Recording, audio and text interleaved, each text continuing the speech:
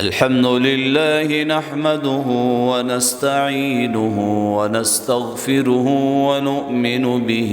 ونتوكل عليه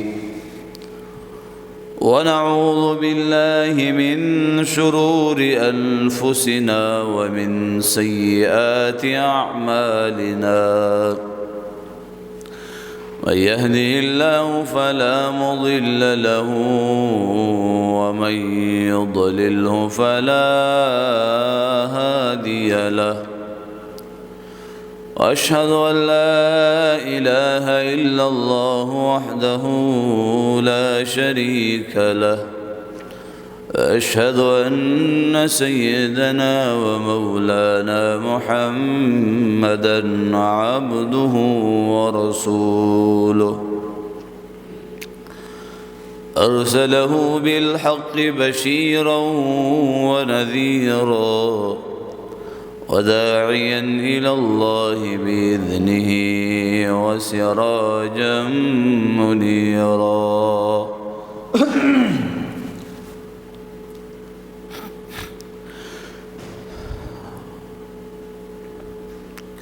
قال تبارك وتعالى في كلامه المجيد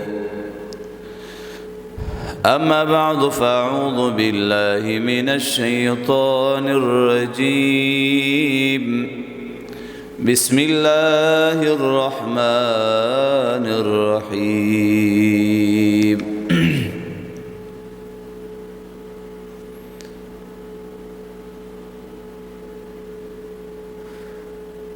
إن الله وملائكته يصلون على النبي يا أيها الذين آمنوا صلوا عليه وسلموا تسليما اللهم صل على سيدنا ومولانا محمد وعلى آل سيدنا ومولانا محمد وبارك وسلم تسليما كثيرا كثيرا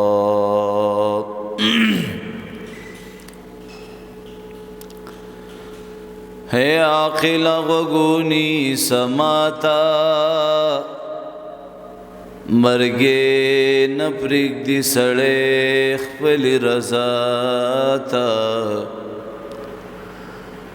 ډېرې ماتې کړې مرۍ د قبر جنو چې د قبر به یې نه کتل هیچا ته د اجل سوار په تخ بدل راشي ناګهانه به تعالی شوایم تا ته په ژوندوني توبه وباس رحمانه چې قیامت کې شرمنده نشي الله ته طول بمين محبت بشوق سره وزل درود شريف وي اللهم صل على سيدنا ومولانا محمد وعلى آل سيدنا ومولانا محمد وبارك وسلم تسليما كثيرا كثيرا زماد اسلام خوگو مسلمانانو سامعین حضراتو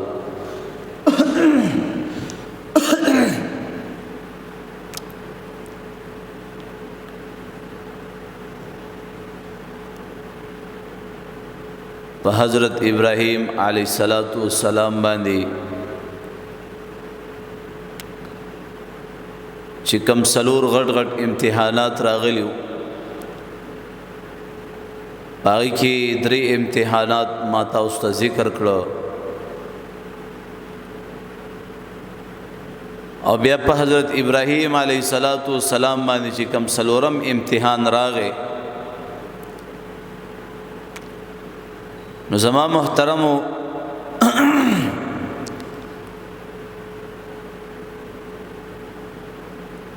د اتم ذی الحجې په شپه باندې حضرت ابراهیم علیه السلام خوب وکړو چې په خوب کې ویلو والا وی چې د الله د طرف نه حکم دی د خپل بچي حضرت اسماعیل علیه السلام ذبح کا چې کله ابراهیم علیه السلام سحر را پاسی او د سحر نه ونیسا تر ماښام ماسختنه پورې سوچ کې دی چې آیا دا خوب رحمانی دی او که شیطانی دی اتم ذی الحجې ته بیا د سوچ ورځ ویلی شي چې ټوله ورځ ابراهیم علیه السلام هم په دې سوچ او فکر کې دی چې دا خوب رحمانی دی او که شیطانی دی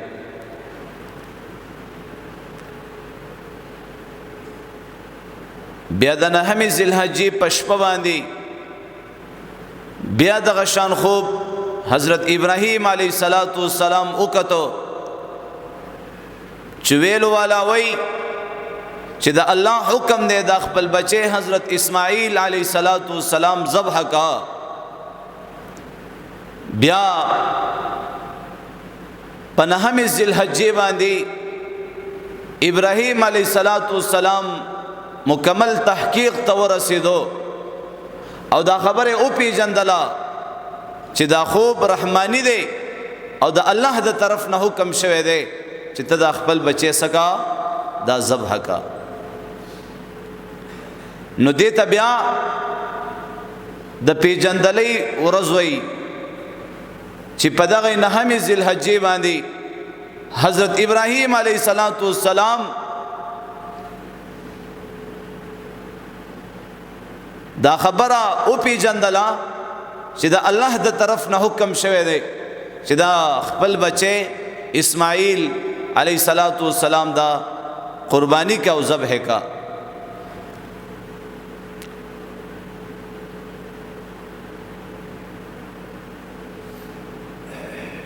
نو زما محترمو بیا په لسم ذی الحجې باندې اسماعیل علیہ السلام حضرت ابراہیم علیہ السلام د ذبح کولو د پاره د فلسطین نه روان شو مکه مکرمه ته راغی او حجری بی بی ته وی چې دا اسماعیل علیہ السلام پاک صفا غسل ورته ورکا پاک صفائی کا خیسته کا او دا زه داسې په چکر باندې بوزما نو هغه خو داسې بیبیانې وي چې الله دې هغه صفات زمونږ او ستاسو په بیبیانو کې پیدا کړي که خاوند به د الله د دین د پاره یو قرباني ورکوله نو بیبي به ورسره مدد کولو ښځې به ورسره مدد کولو په هغې کې به ورته اساني پیدا کوله او سنۍ زنانه دی ورته رکاوټونه پیدا کوي د الله د راضي کولو نه او د الله سره د صلح کولو نه او د الله جل جلاله پلار کې د تللو نه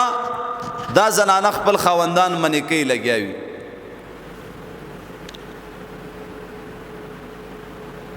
نو حجری بی بی حضرت اسماعیل علیہ السلام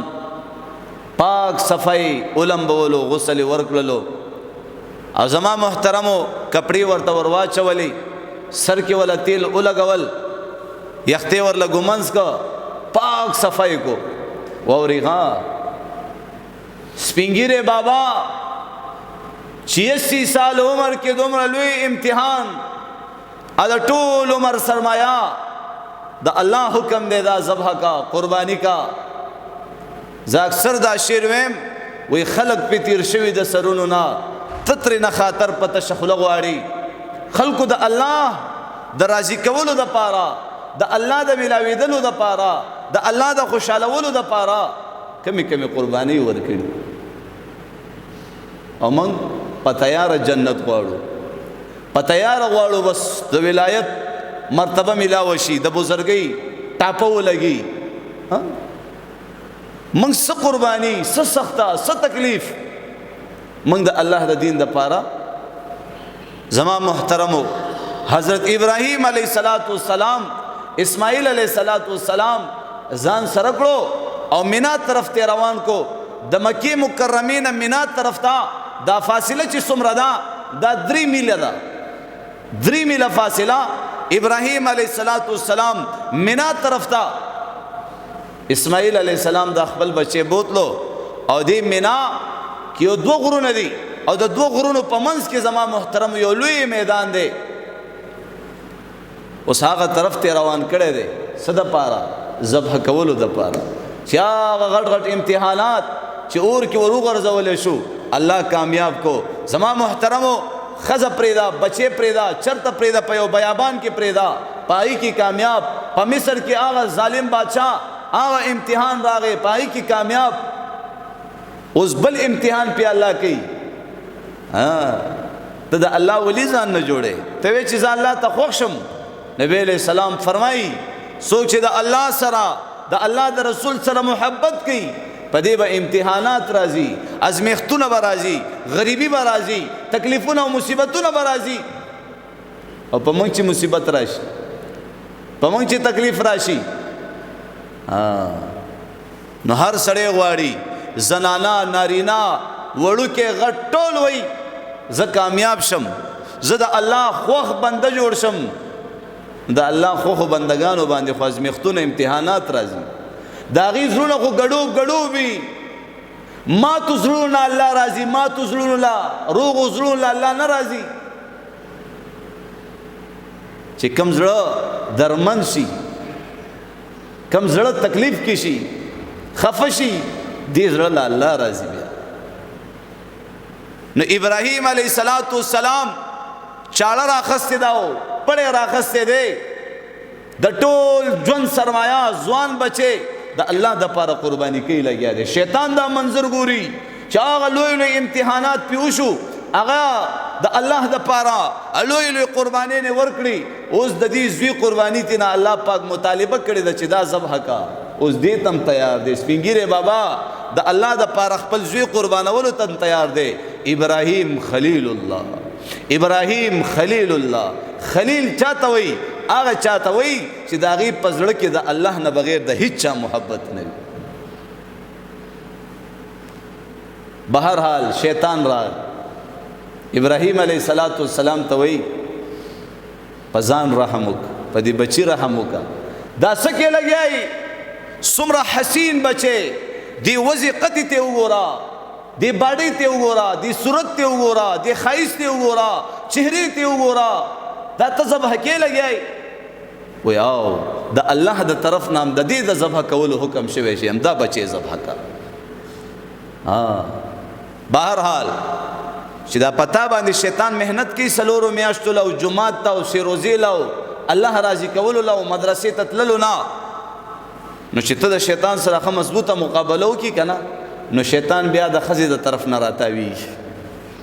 تا ته رکاوټ شیطان جوړي کم طرف نه چې د چا خزوي د بیبي د طرف نه بیا شیطان راتاويږي بیا د بیبي د طرف نه تا ته رکاوټ پیدا کوي او هر سنه دی پاتې کوي بیا نو بهر حال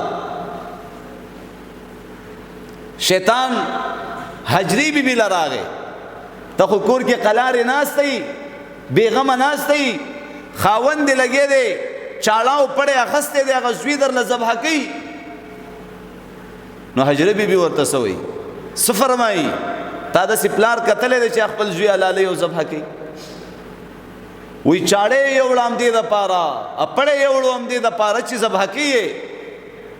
وې سي ذبح کوي وې دا الله حکم دی وې خو دا الله حکم دی ابراهيم عليه السلام ته چې د خپل بچي ذبح کا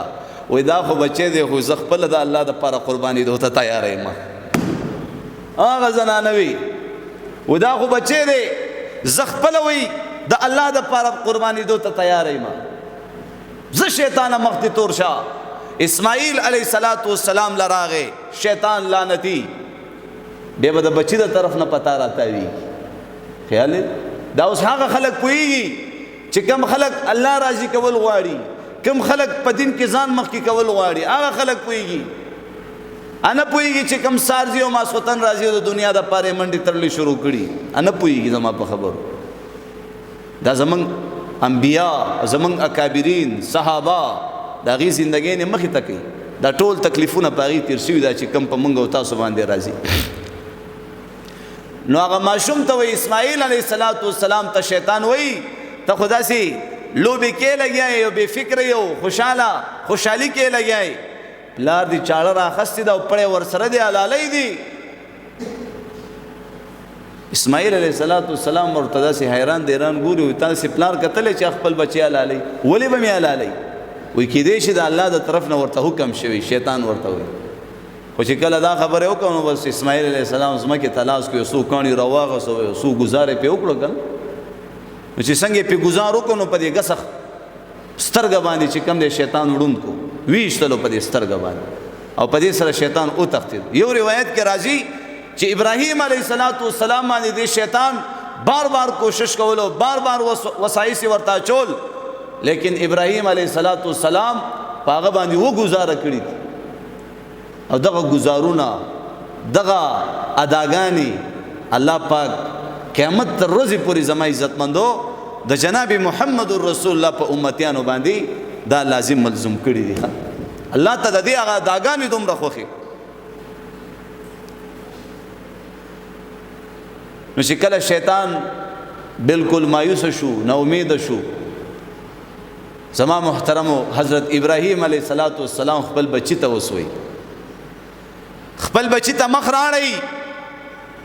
او خپل بچی ته وی حضرت ابراهیم علیه السلام یا بني انی ارى فی المنام انی اذبحک فانظر ماذا ترى الله اکبر خپل بچی ته دا خبره دې د پاره نه کی چې زما بچي هاو کی نو ذبح وکم نو کی پری ویدم نه نه نه نه امتحان په تور باندې ابراهیم علیه السلام فرمایي ما په دې بچی باندې دا سوال وکړو چې ستا سره دا زګورم چې زما د بچی په زړه کې د الله څومره مینه ده زما دا بچی د الله د پاره څومره قربانۍ ته تیار دی بهر حال ابراهیم علیه السلام دا تپوس د بچی نه کوي بچیا د الله د طرف نه حکم شوی دی په خوب کې ما دا خبره کتلې ده چې الله جل جلاله غواړي چې زتا ذبح کړم بچی ستا سره ده والله اوس بچی قربانی والا د چا بچی دی چې پلار جوړي او مور جوړي نو بچی به بیا خامخا قربانی والای بچی پلار ته یا ابت فعل ما تؤمر ستجدنی ان شاء الله من الصابرین ها اے بابا جانا ما ته مګورا زب یا خوشالېږم یا بخفکېږم اغه ته وګوره د چا د طرف نه چې تا ته حکم شوه دی ته د الله حکم پورا کوا ان شاء الله العزیز زب د صابرین نه تا ته بیا مونډلې شم اوس بیبیم لګې دی د الله حکم په ژوند کولو کې د چا مدد کوي د خاون او زویم لګې دی د الله په حکم کې د چا مدد کوي په ژوند کولو کې د پلار مدد کوي نو زوی به د پلار مدد کوي خزه به د خاون مدد کوي پنیکو کارونو کې پنیکو اعمالو کې نو زما محترمو ابراهیم علیه السلام دا خپل بچي په ځمکه باندې سملول دا الله حکم پورا کوي لګیا دی الله اکبر دا الله رب العزت خدای تماشا کوي لګیا دی چې اوس پنګیره بابا خپل ځوان بچي په ځمکه باندې را سملولې دی د ټول عمر سرمایا پاغي باندې چاړه راخکاږي حکم د چا دی حکم د الله اوس دا حکم هم د الله د طرف نه کی کنه حي علی الصلاه حي علی الفلاح واقیموا الصلاه مخکی واتوا الزکاه په قران کې چې کوم ځای کې الله پاک د مون ذکر فرمایلی ورسره د زکات حکم هم فرمایي نو موږ مونږ کو زکات نه ورکړو او بل ځای کې الله فرمایي یا ایها الذين امنوا ادخلوا في السلم کافه تاسو په اسلام کې پورا داخل شئ موږ نیم داخل نو نیم دین سره د الله د مدد وادي نشتا پورا دین باندې چلی دو سره د الله د مدد وادي دي راځي چې دا غز او دا میدان راشي په پوره دین باندې زنانو ته ویم تاسو ته ویم بیا د الله مددونه وګورئ بیا وګورئ خوشحالۍ بیا برکتونه وګورئ بیا چین سکون راحت الا بذکر الله تطمئن القلوب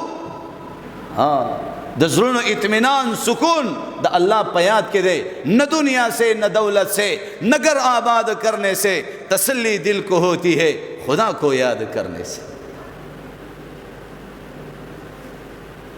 نو سو الله دې خپل مینا خپل محبت خپل عشق منګو تاسو ته نصیب کړي زما محترمو غواړي با جاړي با پکری کو بدا الله نه غواړي د شپې تهجد ته برا پاسي ما تخپل قرب راک ما تخپل نزدېکت راکا ما تخپل محبت راکا دی په تلاش کې وي په دې طلب کې وي بے طلب ولې الله نه ورکی دا دین دا د سپکو خلکو کار نه دی دا د اوسګار خېلو کار نه دی دا د ډمانو جړاګانو کار نه دی ها ما تاسو ویلي دي چې دې د پاره الله خلق چڼ کوي دې د پاره الله خپل بندگانو کې نارینه او زنانو کې چڼ کوي خپل دین د پاره قبلې بس دا چې کوم ما تناز دي دا د الله په توفیق سره دلته راغلي څوک مونځ کوي دا د الله په توفیق سره قرآن تلاوت کوي دا د الله د شپې تهجد ته ودرېدو دا د الله په توفیق سره الله وغوښتل چې دا ما ته ودرېږي دا ما طرف ته راشي وہ جو گھر میں وضو کر کے نکلا اور مسجد کو چلا اسے کہو یہ میری زیارت کے لیے آ رہا ہے اللہ پاک فرمائی حدیث قدسی دے میں خود استقبال کروں گا دیو گندا نطفے نہ جوڑ انسان ارحم الراحمین اللہ قدردان اللہ مہربان اللہ زبردست اللہ د بادشاہان و بادشاہ شہنشاہ ذات تا ته ودرېږي او ته بیا مونځ له نه راځي ته بیا هم جومات ته نه راځي نو اسماعیل علیه السلام یې په ځمکه باندې سملولی دی اوس دا بچی خپل پلار ته یو څو وصیتونه کوي وی بابا جانا ته خو زما په مرۍ باندې چاړه راښکاږي خو یو څو وصیتونه درته کوم چې په هغې کې به تا ته هم تکلیف نه وي ما ته به هم تکلیف نه وي وی وایه بچیه څه وصیتونه دي وی بابا جانا اولنی وصیت مې دا دی چې زما دا مخ نه دی دا چهره دا ځمکې طرف ته راوله هسې نه ته زما دې مخ او چهرې ته ګوري چېرته په ما دې ترس او رحم را نه شي او د الله په حکم کې چېرته تاخیر ونه کړلی شي بله دا چې بابا جانه زما لاسونه خپې وتړه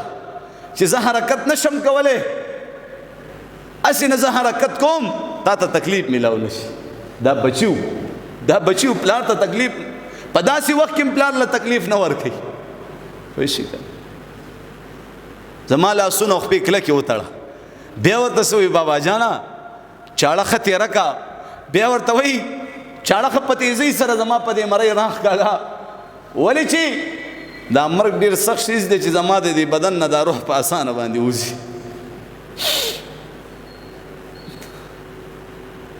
زما محترمو او چې کله زما د بدن نه روح ووته وی زما دا کورته زما مور له یوسه چې زما مور سره زما د یاد دهانۍ یوه نښه خو پرته وي که چې هغې ته ګورې او زه ورته رایاد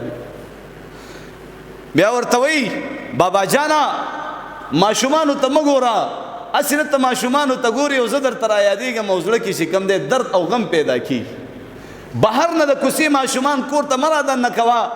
هسې نه زما مور هغه ماشومان ګوري او زما یاد او غم ورته را تازه کېږي زما محترمو دا ټول وصیتونه څوک کوي بچی کوي پلار ته کوي زما محترمو ابراهیم علیه السلام اسمان ته سترګې اوچتوي چې الله دا خو نشي کېدی زما په زړه کې د اسماعیل مینه لګېده رادننه کېږي محبت راځي ابراهیم علیه السلام لکه څنګه خلق چیلې چې کوم دی یو چیلې په ځمکه باندې راسملی که نه او دا یو مخې په ځمکه پروت دی او دا بل مخې اسمان طرف ته یو د سر یختونې اسماعیل علیه السلام ونیولو او په مرۍ ورته چاړه کېښوسته او زما محترمو چې کله چاړه چلوله چاړه کار نه کوي لاندې نه اسماعیل علیه السلام ابراهیم علیه السلام ته आवाज کې بابا جانا داسې ښکاری ستا په طاقت باندې د اسماعیل هغه محبت غالب راغی ځکه هغه زور یې درله ختم کو. بابا جان ستا د الله ستا چاړه څنګه نه چلی، یا خو دې په بدن باندې کمزوري او بوډاپه راله، دا نشي کېدی. یو پیغمبر ته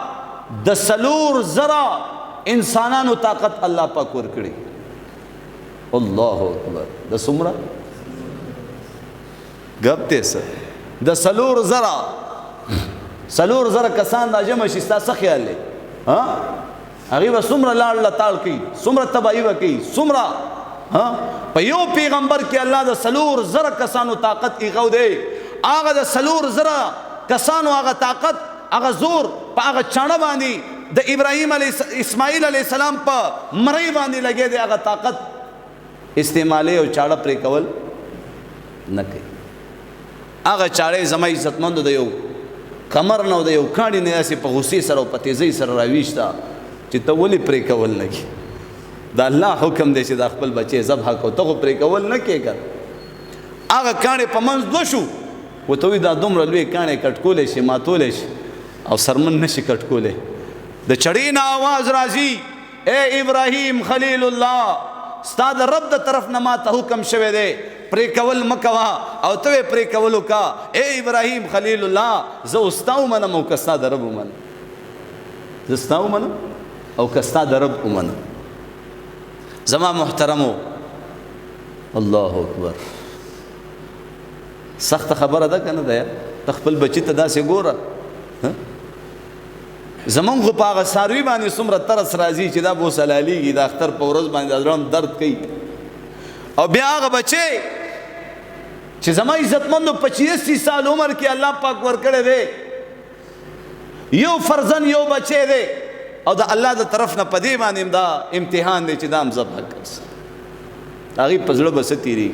بیا د دې مور په زړه به څه تېرېږي، بیا د دې ماشوم او د دې بچي په زړه به څه تېرېږي. نن خلک د قربانۍ نه هم لګیا دي انکار کوي، ځان پټۍ لګیا دي، دا بوج ګڼي، قرباني کول بوج ګڼي، زکات ورکول بوج ګڼي چې دا د الله د طرف نه دا څه. زما محترمو، هی هی هی دا الله د طرف نه آواز کیږي، وناديناه أن يا إبراهيم فلما أسلم وتله للجبين وناديناه أن يا إبراهيم قد صدقت الرؤيا إنا كذلك نجزي المحسنين إن هذا لهو البلاء المبين وفديناه بذبح عظيم. پلار او زوی د الله د حکم مقابله کې خپل سرونه ښکته کړه، خپل خواهشات قربان کړه، من چاہی زندگی ختم کړه، د رب چاہی زندگی او د الله حکم ته دواړه تسلیم شو. کنه زما محترمو، اوس دلته ابراهیم علیه السلام اسماعیل علیه السلام را سملولی دی او په مرۍ ولا چاړه راښکاږي. دی کې جبرائیل علیه السلام د اسمان نه را روان دی ځمکې طرف ته، او هغه ګډ چې کم زما عزتمندو حابیل د الله د رضا دپاره صدقه کړی و، هغه ګډې د جنت نه را روان کړی دی. او چې وی کتل چې بابا جان ابراهیم خلیل الله د الله دپاره کومه قرباني ورکوي، بچې په ځمکه باندې سملولی دی او څه کوي؟ ذبح کوي. وی وی وی وی د ابراهیم علیه السلام دی عمل ته د حیرانتیا او د الله د عزت دپاره جبرائیل علیہ السلام چغوی اللہ اکبر اللہ اکبر. لاندې نه اسماعیل علیہ السلام آواز کی لا الہ الا اللہ واللہ اکبر. ابراہیم خلیل اللہ آواز کی اللہ اکبر وللہ الحمد. دغه کلمات او دغه الفاظ الله ته دومره خوښ شو چې زما عزتمندو د قربانۍ په ورځو کې الله پاک د جناب محمد رسول الله په امتیانو باندې دغه کلمات ویل واجب کړل. دغه کلمات ویل دی واجب کړ. د 9 ذوالحجې نه ونیسه 14 ذوالحجې مازیګره پورې به دغه کلمات نارینه د هر فرض مون نه بعد یو ځل په اوچت اواز سره به وایي. ما سره وایي الله اکبر الله اکبر لا اله الا الله والله اکبر الله اکبر ولله الحمد. او زنانه به پسلو आवाज سره په کم आवाज سره دا به زنانه په کورونو کې چې کم دی د دې اهتمام کوي. او چې ابراهیم علیه السلام هغه شان چاړه چلی لګیا دی او خرش چې زما عزتمندو چاړه او چلی دا چې ابراهیم علیه السلام د خپل رب شکریا ادا کړه چې زه چاړه خو کار وکړو زما عزتمندو هغه ګډ ذبح شوی اسماعیل علیه السلام خوا کې ولاړ. الله ته دا قرباني دومره خوښه شوله چې د محمد رسول الله د امت په مالدارو خلکو باندې الله قرباني واجب کړله. قرباني واجب. او بیا نبی علیہ الصلوۃ والسلام په سخت سخت وعدونه بیان کړي چې کم مالدار قرباني نه انکار وکي او قرباني ونه کوي او ځان ته نه چې کم دی پاتې کی د قرباني نه وې زمنګ عیدګاه ته د نږدې ناراضي دومره سخت وعید په بیان کو زما عزت. نو دا خولي میاش د ذل حجې مبارک ورځ شپې دي. د حضرت ابو هريره رضی الله عنه نه روایت ده چې نبی علیہ الصلوۃ والسلام او فرمایل د ذل حجې دغه والفجر وليال عشر دغه لس ورځې شپې دا دومره بختوري دي دومره قیمتي دي دومره د خیرونو برکتونو نه ډکې ورځې شپې دي. د یو ورځ روزه د ذل حجې د یو کال د روزو برابر. سبحان الله. یو روزه به حساب لگاوا. نبی علیہ الصلوۃ والسلام فرمائی پدی اخری پدی ذل حجې پدی لس شپو کې چا عبادت وکړو د عبادت د پاره ودرېدو تهجد وکړو نوافل وکړو ذکر اذکار وکړو د قران تلاوت وکړو وې د ذل حجې د شپې دغه عبادت د ليله القدر د شپې برابر دي. دا داسې شو چې په ليله القدر په شپه کې د عبادت وکړو کول پکار دي کنه پکار دي کنه. د اول ذل حجې نه 19 تر 9 ذل حجې پورې چاله الله پاک وس طاقت ور کړی روزي ونیسي د شپې عبادت وکړي او چې کم کمزوري نو زما عزتمندو هغه لدی سوکتانه نه ور کوي چې ردا وسګره دا کنه دا مستحب عمل دی که چاو کو ډیر خیرونه په وجود کې راشي. ما تاسو ته ویلي چې د یو کال اوس یو کال روزي سوک نیولې شي او بیا د ذل حجې یو روزه نیول یو روزه د یو ورځې روزه نیول هغه د یو کال د روزو برابر. دا ټول روزي دیونه وي داسې شو چې نه کال تا روزي ونیولې. څومره لوی فضایل بیان شوی دي په احادیثو کې. او ليله القدر د شپې د پاره خلک اعتکافونو تکینی چیرې د ليله القدر شپه ماته ملو شي نو دا وګوره څومره نه چې په دې شپو ورځو کې تاسو چې کوم د عبادت وکړو نو دا د ليله القدر د شپې برابر. نو زما محترمو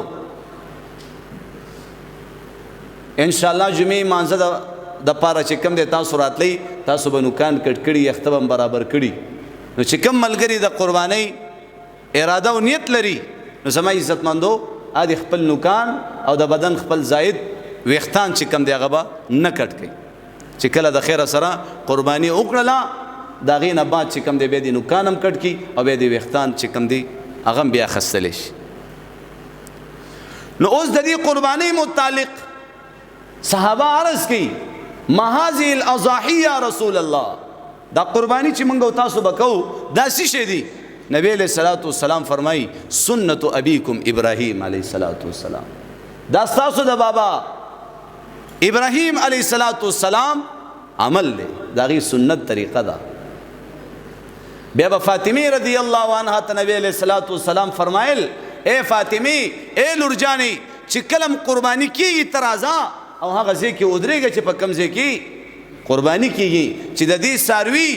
اولنې قطره د بدن وینه چې کم د زمکه ته لګیدل وي دا غینه مخ کې الله ستاسو مخکنی ټول ګناهونه معاف کړي حالته ودرېږي په خپل حاضرېږي. زما محترمو دا موږ دا جړه فریاد ولیکو موږ تاسو غریبۍ ته ګورو موږ تاسو مخ کې روس ته ګورو نو ژوند جوړولو والا ذات څوک دی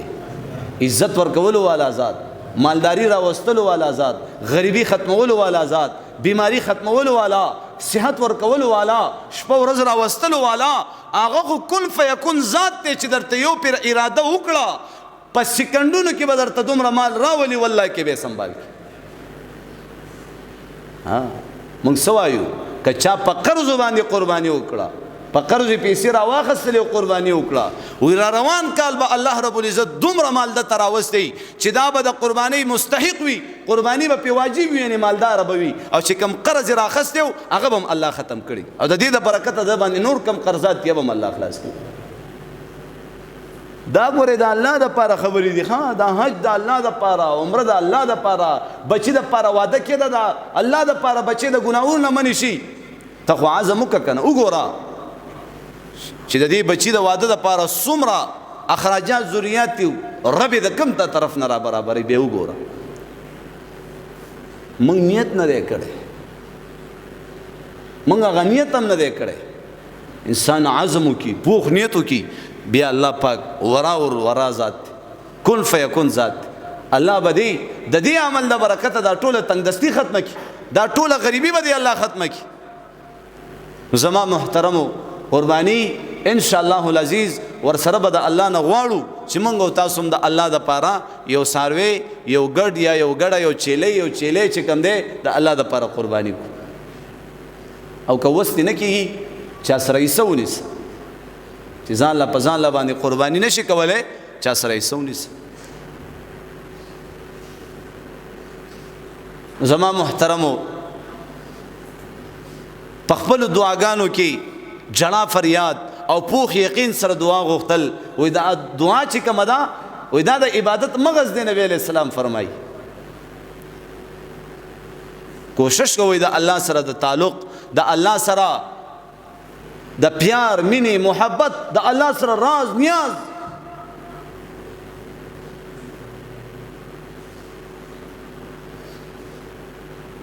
زما محترم موږ د الله سره هیڅ دوستی نه ده کړې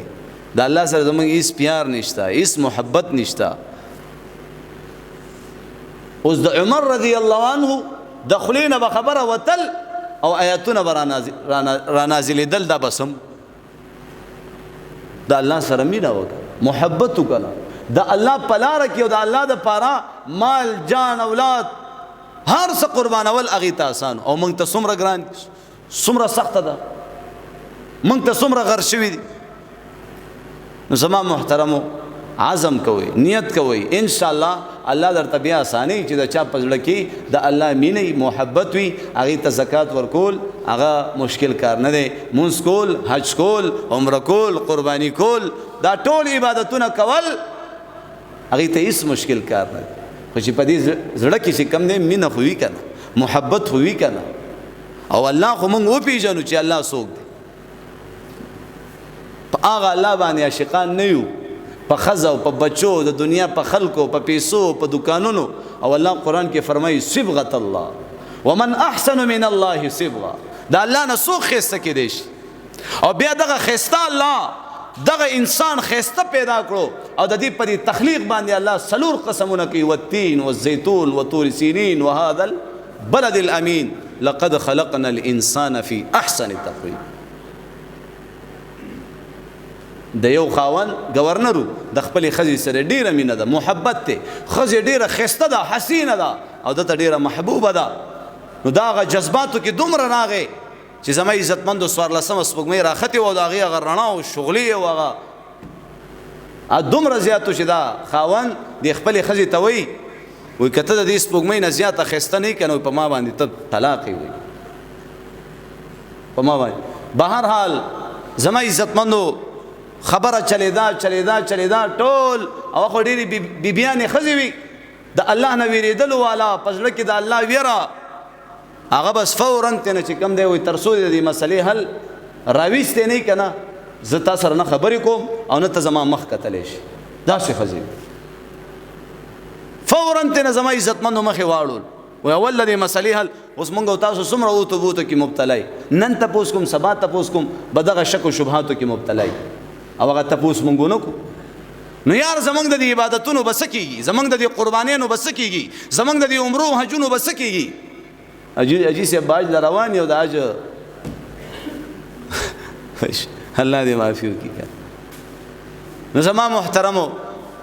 هغه گورنر صاحب امام صاحب لراغه امام صاحب ورته م پریشان کی الله بخیر الله بخیر امام صاحب راغه او زما عزتمندو د مانزه وختو علما ټول موجود دي چې امام صاحب بس علاج روباسي سهل وی روباسي امام صاحب جمع ته وړاندې کو امام صاحب په جمع کې امدا سورۃ شروع کو والتین والزیتون وطور سینین وهذا البلد الامین لقد خلقنا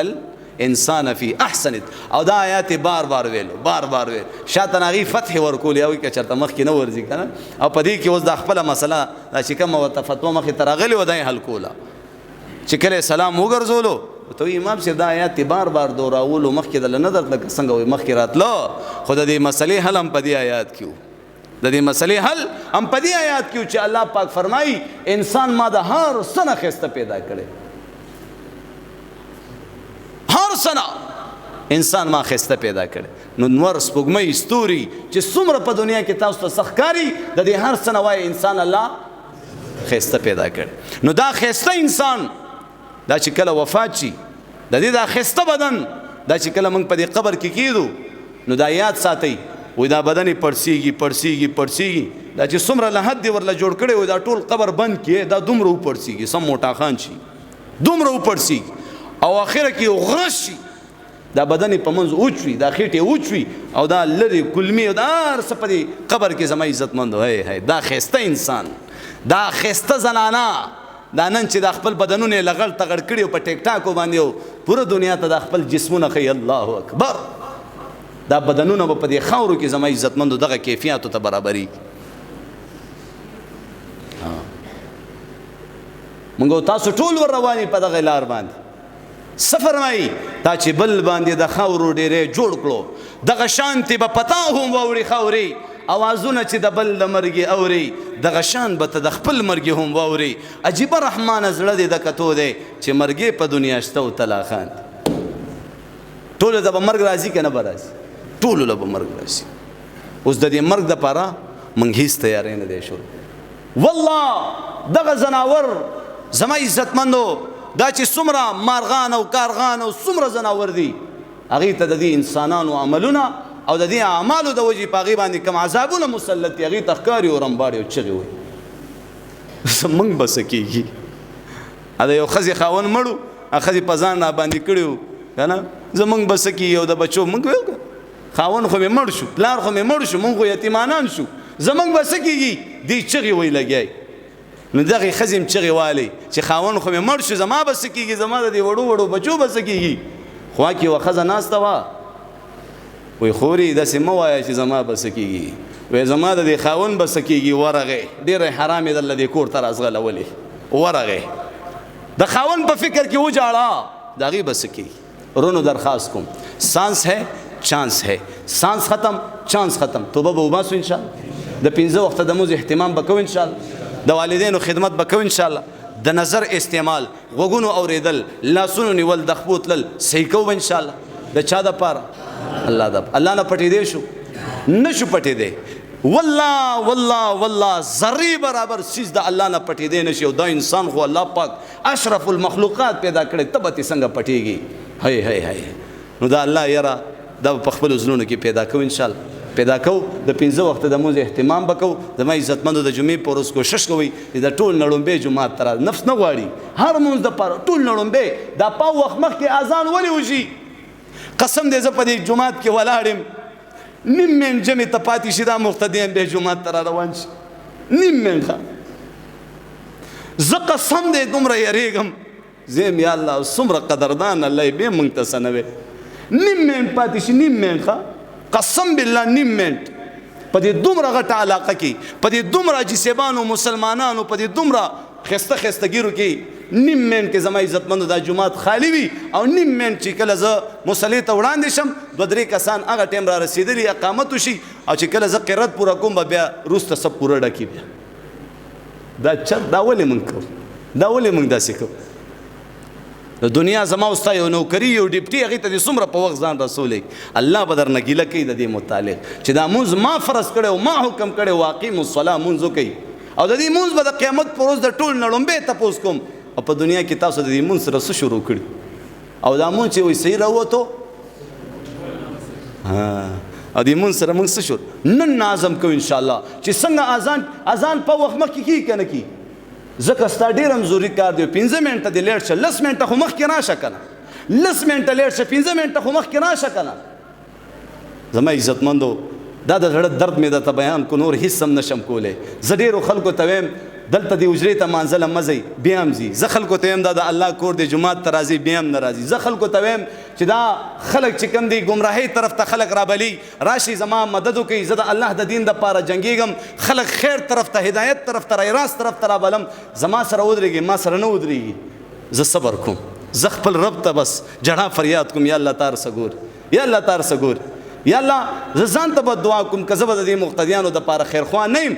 او دغه اجري والا به د دې مقتدیانو دپاره خیرخوایي یا الله ما په دې ځمکه کې روغ دن نه کو دې مقتدیانو ته مې وښایه زما محترمو زه ستاسو خیرخوا یم الله دې په تاسو باندې بده ورځ نه راولي والله ما لوږې درته برداشت کړي والله ما تنخوا ته نه دي کتلي ما دلته دې مقتدیانو ته ویلي دي روپۍ تنخوا دې تاسو قسم وي مه راکوئ خو ما ته جومات ډک وښایئ په حرف او دا مې ورته ویلي که ما پسې مونځ نه کوئ ما ته صفا ووایئ والله په دې سوکنو نه چې په خوربین نه په دروبین نه په هېڅ کې م والله که ما وګورئ دا سوکنو هم درته پرېږدم دا جوماتونه آباد کړي قسم بالله وی فقیر ته یو دروازه بنده 100 دروازې ورته کلاوي زه غواړم تاسو دینداره جوړ شئ تاسو بدماشان او لوفران او ټامین زه نه غواړم زما عزتمندو کوو به انشاءالله عمل به کوو انشاءالله جومات طرف ته بیا خلک وایي ته اجرې نه خلک منې کې نو ته په کوڅه کوڅه ګرځېدلی شریعت 2 ګواهان او زه تا سره 10 ګواهان پیش کوم چې تا یو ته ویلي جومات ته مه ځئ اجرې ته راځئ جومات کې فیس علي او دلته به په موږ فری سبقونه ښایو نو چې دا الله په دین باندې ستا مال جان ونه لګي زما پلار ته به مولیانو ویلي بعضې بعضې فتنو مولیانو چې دا بچي دې موږ له راکه موږ به ترې عالمان جوړ کړو فری ستا به پرې روپۍ هم نه لګي زما پلار ورته وایي داسې مولیان ته موږ نه جوړو زه یم چې د خپل بدن غوښې خپلو بچو باندې وخورم زه یم چې په دې خپلو مټو یې وګټم او په خپل بچو باندې علم حاصل کړم حفظونه وکړم او په پوره دنیا کې نن الحمدلله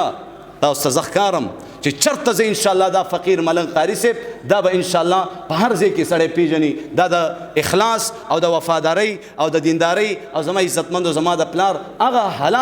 حلال روزي او حلال مال او ګټلی شوی مال په خپلو خولو په تکلیفونو باندې په موږ باندې حفظونه وکړو د موږ مدرسې ته به راتلل او موږ ته به یې څه ویلي بچیا تاسو خپل سبقونه وایئ خپل علم وکړئ زه به ټاټکي مزدوري کوم او انشاءالله تاسو له به کتابونه ټیپیانې پیسونه د هر څه به زه ادا کوم مزه کوي که داسې نه کوي که نه کوي بچي نه ډاکټر جوړو پې پیسې لګو که نه لګو داسې په اسانه باندې ډاکټر جوړېږي انجینر جوړېږي وکیل جوړېږي دلته زه ماشوم ته یم پیس راوړه که نه پیس راوړه ما له پیس نه راوړي وایي به پلار راته وایي چې به جومات ته مه ځه حجرې ته ځان تفریح سبقونه ښیي زه خو به الله ته ورځم که نه به ورځم زه به د دې مقتدیانو ټوله ګیله الله ته کوم چې الله ما به ورسره داسې کول دي به راسره داسې کول قسم بالله بیا تکلیف کې شي بیا هم ماله راشي والله د زړه نه ورسره بیا هم منډه ووهم دا نه ویم چې دا خو همغه دی که نه زه یو پیژنم خو زه بیا هم سینې ته راجوخ کړم زه یم خیر دی دا ناپویه دی نبی علیه الصلاة والسلام رحمتا للعالمین پیغمبر ټولې دنیا ته پته وه ابو جهل ته پته وه زما عزتمندو ابی بن خلف دا چې څومره مشرکان او کافران هغې ته پته وه دا زموږ دپاره خیرخوا دی خو عزت رااخیستي زموږ دا مقتدیان یا خو د دې د لاسه زما عزتمندو بس پریشانه دي او تکلیف کې دي او یا خو چې کوم دی څه نور څه مرض دی او هغه خو ما ورته وویلې چې راځئ جومات ته راځئ 10 کسان په ما باندې راوله چېرې موږ تا نه راضي نه یو زه درته جومات پرېږدم او الحمدلله ما خپلې پیسې په دې مسجد لګولې دي خپلې پیسې او الحمدلله په تعلق باندې دا بل دویم چت لګې ما اچومه بله تېره جمعه مې اعلان وکړو چېرې مقتدیان بیا کمرې ته راشي چانده څه تعاون کول غواړي یقین وکړئ یو 10 روپۍ به هم چا کمرې ته نه راوړي خیال دې هغه ټول تکلیف په ما سرسایه روجه راشي سرسایې ته هم سترګي 1 روپۍ سرسایه ماله څوک رانه کړي قرباني راشي 1 سرمن ماله څوک رانه وړي زه دا برداشت کوم ما ته غټ غټ جوماتونو غټ غټ کورونو نه به د بجلی بیل وي نه به د کرایي وي بس کور کې اوسېږم مولوي صاحب زموږ جومات ته راشي زه یم نه دې شهید آباد ته او دې مسجد ته الله زما تشکیل کړی دی دغه خلکو اصلاح وکړه دا خلک پر راس باندې راوله داسې ده که نه ده دلته زه که زه ټیک نه وم نو ما نه به بیا خیر هم نه خورېده تاسو کې هلکه چا په سوشل میډیا زما بیانات اورېدلې لږ لاس اوچت کړئ خیر خورېږي که نه خورېږي خورېږي که نه خورېږي نو زما عزتمندو زه خو بدخوانه یم خیرخوا یم ستاسو دپاره نو جومات ته به راځو انشاءالله راځو به انشاءالله د علماو فتوا منئ که نه منئ د مفتیانو فتوا منئ که نه منئ چې وایي زنا حرامه ده، سود حرام، زم د ته اجرې ته تلل اوچت اواز سره